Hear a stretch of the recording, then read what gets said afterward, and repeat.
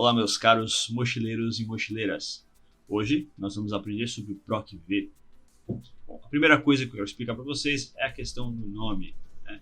Por que PROC-V? O nome tenta já trazer isso de uma forma bem clara, onde o objetivo dessa função do Excel é procurar verticalmente o valor de referência que você tenha passado a partir de uma certa coluna. Ou seja, por exemplo, nessa situação aqui onde a gente está, se eu quisesse, por exemplo, procurar um nome Francisco, né? Eu quisesse saber a idade do Francisco. Então ele vai procurar verticalmente, aqui nessa coluna A, até que ele ache esse nome e aí me traga a informação correspondente a que eu estou procurando. Eu passo o seu respectivo indexador de coluna. Mas eu vou entrar mais no detalhe agora com vocês. Bom, aqui nesse exemplo que eu trouxe para vocês, é uma situação em que a gente se depara muito no dia a dia. Que é o quê? Quando você tem duas tabelas em duas abas diferentes. Aqui eu coloquei uma tabela na planilha 1, uma tabela na planilha 2. O que eu tenho de semelhante entre elas? Eu tenho a coluna CPF. Eu tenho a coluna CPF tanto aqui quanto aqui, certo? Então ela vai ser a minha informação de referência, né? Ela vai ser a minha relação entre essas duas tabelas para que eu possa transitar informações daqui para cá ou daqui para cá. É sempre importante que os seus valores de referência, o seu valor de relação, né, a sua chave, vamos assim dizer, seja um valor que seja confiável. Por quê? Vamos falar que meu valor de referência não tiver CPF, se fosse o nome. O nome a gente sabe que pode repetir muito. Então a gente estaria correndo um grande risco de a gente estar pegando informações da pessoa errada. Tá? Então o CPF, por exemplo, como já é um ID, né, é um código único por cidadão, então a gente já sabe que não corre esse risco. Então esse é um ponto que a gente tem que estar sempre atento, porque ele pode interferir no resultado. Você pode fazer o PROC-V muito bem, mas não está trazendo a informação correta, porque a sua coluna não é a mais apropriada para aquela relação que você quer estabelecer. Bom, nessa situação, eu tenho uma tabela onde eu tenho o nome, a idade, o sexo e o CPF. E eu tenho uma outra tabela, aqui na planilha 2, onde eu tenho a cidade, o estado e o CPF, que eu também tenho aqui. O que eu quero? Eu quero, para essa tabela, eu quero trazer aqui o estado e a cidade desse sujeito. Então eu vou trazer estado e cidade. Uma coisa que é importante estar atento, sempre que você vai fazer um PROC-V, antes de começar a fazer os seus PROC-Vs, as suas tabelas, é você observar e organizar a ordem, né, a estrutura das suas bases de dados. Por que eu digo isso? O PROC-V ele é uma função que procura verticalmente, de cima para baixo, e sempre vai trabalhar da esquerda para a direita. O que isso quer dizer? Vamos supor que eu estou procurando esse CPF aqui, dessa tabela da minha planilha 2, estou procurando ele aqui. Se eu quisesse, por exemplo, a partir do CPF, quando eu achasse ele aqui, pegar o nome, eu não poderia. Por quê? Porque a informação que eu quero está à esquerda da minha coluna de referência. E para o PROC-V funcionar, a sua informação que você precisa buscar a partir da sua coluna de referência, vamos supor então que eu tenho um CPF e eu quero buscar o nome, ela tem que ser sempre a primeira coluna, ou pelo menos estar à esquerda da informação que você precisa. Para ficar mais claro, nessa situação, se eu quisesse, com base no CPF, puxar o nome da pessoa, eu poderia mudar a estrutura, movendo essa coluna daqui para cá. Ou seja, agora eu consigo pegar a partir do CPF qualquer uma dessas informações. Agora, tendo isso dito, eu quero trazer o estado e a cidade dessas pessoas que estão nessa minha base. Eu tenho essa informação aqui e também tenho o CPF. Mas aqui, como eu expliquei agora há pouco, essa questão da cidade, essa coluna da cidade, está à esquerda da minha coluna CPF. Ou seja, eu vou ter um problema aqui. Eu não vou conseguir pegar essa informação usando o PROC-V. Então, o que eu vou fazer? Antes de começar a fazer as minhas fórmulas, eu já vou arrumar a estrutura da minha base. Por exemplo, vou mover essa coluna aqui para o final, mantendo essa minha coluna de referência como a primeira coluna. Essa é uma solução que você pode ter. Bom, agora o que eu vou fazer? Vou começar de fato a fazer o nosso PROC-V. Quando a gente escreve a função PROC-V e abre o parênteses, o Excel já nos informa a lista de argumentos que eu preciso passar para essa função. O que isso quer dizer? São as informações que ele precisa para conseguir trazer a informação que eu quero, certo? Então, qual que é o primeiro argumento? O valor procurado. O valor procurado é qual que é o seu valor de referência, né? Qual que é o seu código, enfim. Que informação que você tem para que eu consiga buscar no meu banco de dados, que é a informação que você vai passar para a função também, o dado que você precisa.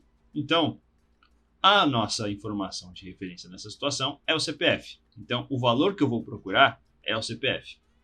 Matriz tabela é aonde essa base de dados que você quer pesquisar, onde ela está? Qual que é essa base de dados que você vai pesquisar? A minha informação, essa minha base de dados, onde eu vou procurar os dados que eu quero, está nessa aba planilha 2. E é sempre importante que a nossa coluna, onde vai estar os dados que nós vamos procurar, por exemplo, se eu tenho CPF, eu vou procurar na coluna CPF, né, que é a informação que eu tenho. Então ela tem que ser sempre a primeira coluna a ser selecionada. E agora eu quero tanto o estado quanto a cidade. Eu vou querer nessa coluna que eu estou fazendo ali, eu vou pegar o estado e na próxima eu vou fazer a cidade. Então eu já vou selecionar aqui, ó. Eu vou selecionar tanto a partir da coluna A até a coluna C. Então a minha matriz tabela está na coluna A a C. É sempre legal, uma técnica interessante da gente ter aqui, é sempre a gente selecionar a coluna inteira, tá? Porque caso você selecione, por exemplo, aqui, se eu viesse aqui e selecionasse só esse conjunto de dados, vê que eu tenho do A2 até o C9. É importante sempre que você faz isso, você aperta F4 uma vez e aí você congela, né, esse cifrão aqui, quer dizer que você agora está congelado nesse conjunto de dados. Por mais que você arraste aquela fórmula depois para baixo, esse aqui vai ficar travado sempre nesse range. Mas caso você inclua posteriormente mais dados aqui, se você fez nesse formato, essas novas informações que vão estar aqui não vão refletir já, né? não vai estar pegando, ele vai estar sempre limitado à linha 9. Então por isso que é interessante, já para a gente prevenir esse tipo de situação, a gente seleciona a coluna inteira. Quando ela estiver aparecendo assim o A, 2.C, por exemplo, a gente sabe que ele está pegando a coluna inteira. O nosso número índice coluna, né? Apertei ponto e vírgula, fui para o próximo argumento. O próximo argumento que ele está me pedindo é o número índice coluna. O que significa? Por exemplo, aqui eu tenho a minha coluna de referência, né? É a coluna CPF, e eu quero a informação que está à direita dela, né? Quantas colunas à direita? Por exemplo, se eu quisesse pegar o próprio CPF, eu tenho CPF, quero trazer o CPF de novo. Não faz muito sentido, mas poderia acontecer. Eu tenho CPF, só quero ver se esse CPF está aqui nessa base, por exemplo. Eu poderia selecionar um, né? Se eu colocasse um aqui, ele ia trazer para mim o CPF novamente, porque é a própria coluna, é a coluna 1 que eu quero, que é a coluna A. Não é porque é a coluna A, tá? É porque é a primeira que eu selecionei. Então esse valor aqui, o 1, sempre vai ser a partir da coluna que você selecionar. Mesmo que você começar a selecionar, se você selecionasse, por exemplo, aqui da coluna L, se eu selecionasse aqui da coluna L até a coluna N, se eu quisesse o valor que está na coluna L, se meu CPF estivesse na coluna L, eu colocaria 1 igualmente. Tá? Então isso aqui é a partir da coluna que você selecionou aqui no argumento matriz tabela. Então, mas no caso eu não quero o próprio CPF aqui, eu quero o estado. Tá? Então, o que eu vou fazer?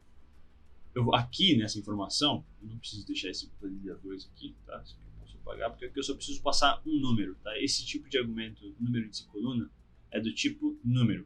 Então eu não preciso passar nenhum texto, nem nada. Eu só informo. Eu quero a coluna estado. Então eu sei que é 2. Eu tenho aqui 1 e 2. Tá?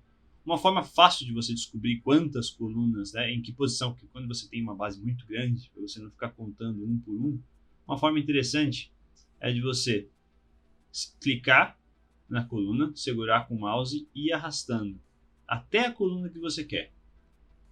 E aqui em cima, tá vendo que ele vai trazer para a gente o número 1 milhão, alguma coisa L, que é o número de linhas, X, 11C. Então quer dizer que você selecionou 11 colunas, tá? E aí, por exemplo, se minha informação estivesse na coluna K, eu sei que eu teria que colocar o número 11 aqui. É uma forma bem simples de você conseguir saber qual que é a posição da coluna que você quer.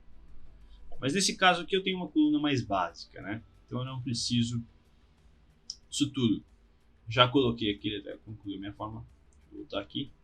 Então eu coloquei aqui, ó, ele já está até trazendo para mim, ó, SP. Né? Mas o que falta aqui? Ele falta um argumento opcional para mim, tá? Eu não sou obrigado a passar. Se eu não passar, se eu não me engano, aqui o valor padrão é falso já. Mas eu gosto sempre de colocar por via das dúvidas, porque algumas vezes ele não entende que deveria ser falso. E o que isso significa, né? Falso ou verdadeiro? Que raios é isso? Bom, quando você coloca falso, como ele está dizendo aqui, ele quer que traga a correspondência exata. Então, ou seja, eu só quero que ele traga se de fato ele achar esse CPF exatamente. Eu não quero algo aproximado. Se aparecer, sei lá, 123.222.333/01, pode aceitar também, porque está próximo e é isso aí. Não, eu quero exatamente. Então, se não tiver essa informação, dá erro. Então, eu sempre trabalho muito difícil uma situação onde você não vai trabalhar com correspondência exata. Até porque essa correspondência aproximada do PROC-V não funciona muito bem, tá? Ela vai trazer informação, nunca entendi muito bem a regra que ela usa por detrás para trazer informação, mas você vai ver que não é muito confiável. Então aqui a gente sempre traz esse argumento como valor falso, para a gente garantir, né, que você pode tanto colocar como falso ou no binário, né? Se eu quisesse colocar 0 também significa falso, no binário no caso. Então eu gosto de escrever 0, acho mais prático, né? E pronto, o nosso PROC-V está feito. Então aqui já tenho o estado. Então agora eu posso aplicar essa fórmula para o restante da minha base. E agora eu quero a cidade, tá? Eu não preciso fazer isso aqui tudo de novo, né? Por quê? Porque eu já selecionei lá desde a coluna A até a coluna C, ou seja, eram 3 colunas que eu selecionei. O que eu faço aqui? Eu posso vir aqui, não copie diretamente aqui para cá, porque é o que vai acontecer, né? Ele estava do A a C. Como eu copiei para a coluna do lado, ele vai pegar do B ao D, tá? Então o que você pode fazer aqui é você pode congelar isso aqui, ó, F4, e agora se eu copiar para cá, ele continua pegando, tá? Aqui eu esqueci de congelar esse aqui também, que tem que estar congelado.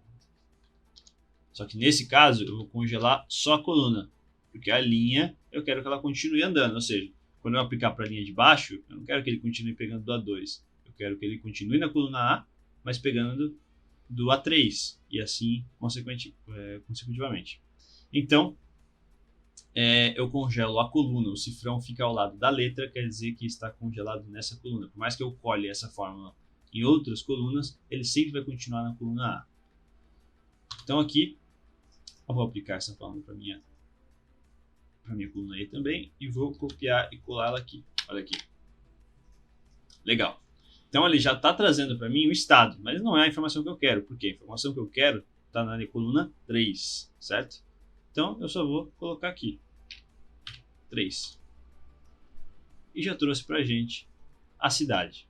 Bom, esses aqui foram alguns exemplos bem básicos, mas espero que já tenha ajudado você a entender o conceito, como funciona e como aplicar essa função, tá? Espero que tenha ajudado todos vocês e tenham um bom dia, boa tarde ou uma boa noite.